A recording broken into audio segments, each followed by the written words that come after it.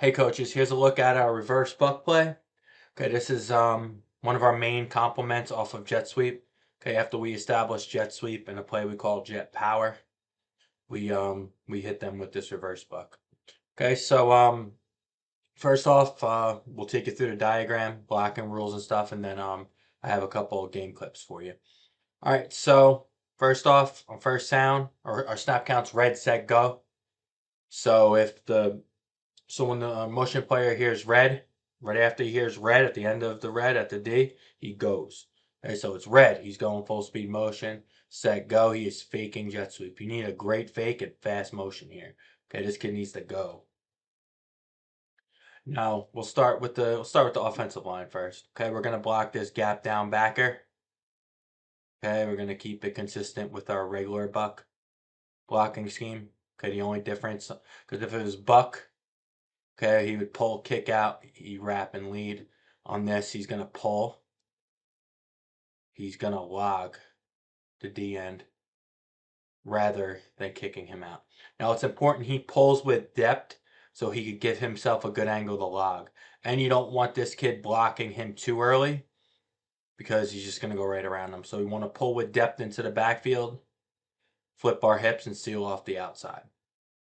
And this should be a fairly easy block because we have a coach watching the defensive end. If he starts crashing or really chasing jet sweep and not staying home like he's supposed to, that's when we call the reverse buck. Okay, and then if he is staying home or staying outside, we do just run buck and kick him out. But in this case, we see that they're flowing to motion. We'll log them. Okay, oops, sorry. We're gonna step play side. We are gonna base the nose. We're gonna lock down, replace the guard, base out this tackle. We just want to check, make sure there's no blitzers. Two back is going to go right at this defensive end. Okay, basically, let's move this kid up. So basically, the right tackle is going to replace the right guard, and the two back, who we have offset and over, he's going to replace the right tackle, essentially. Let's draw better. There you go. So now we like to move him out and up because it really sells. It really shows, okay, hey, they're cheating this kid over to running jet again. So we like to exaggerate his split a little more on this to kind of really sell it. All right, so this guard is going to pull just like we talked about with this kid. Okay, he needs to pull with depth as well. He's going to lead block. He's going to look for that corner. Okay, our first defender to show outside here. But as I said with this kid, he needs to pull with depth. So pull about 4 to 5 yards into the backfield and go, because you want this four back to be directly behind the guard. You never want too far separation between your lead blocker and your ball carrier. Because if it's too much separation, the blocker will go to block the defender will go around and make the tackle. Okay, so you definitely don't want a lot of separation, so he needs to pull with depth and then go. All right, so our quarterback is going to catch the snap. We're not going to worry too much about a fake this way. We're going to get a little bit of depth. Okay, and we're going to hand to the four and then continue out our fake. Okay, so he catches a snap. Okay, as soon as the motion player comes past, it's going to look like he's handing him off just by opening that way. But the quarterback's going to run this way, so it kind of looks like our QB lead play. Okay, we call it our jet lead, where our jet motion player will lead block and we'll have the quarterback, which gives us an extra blocker at the point of attack. So it's more so a fake of our QB lead play.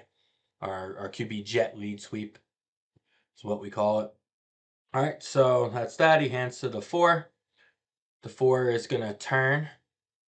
He's going to turn his back to the play. He's going to get depth. He's going to come outside and he's going to take the handoff from the quarterback. Okay, we want him to turn this way because it'll give the lineman more time. We don't want him just to go. Okay, we want him to step out and then turn. Plus, if you have teams, maybe if you have teams maybe cross keying, okay, if he comes back right away, it could give it away. And why we want him to step out, and then back, and then come around, because it's a reverse.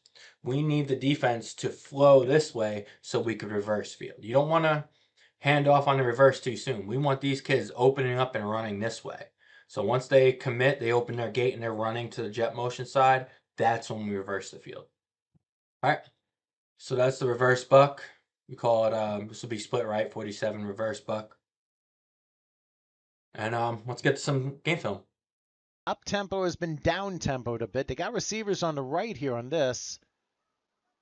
Total misdirection. Oh, wow. Big time misdirection. Now the run, look at this. To the 30, to the 20, and trying to stay He's in right. bounds. I mean, it's not like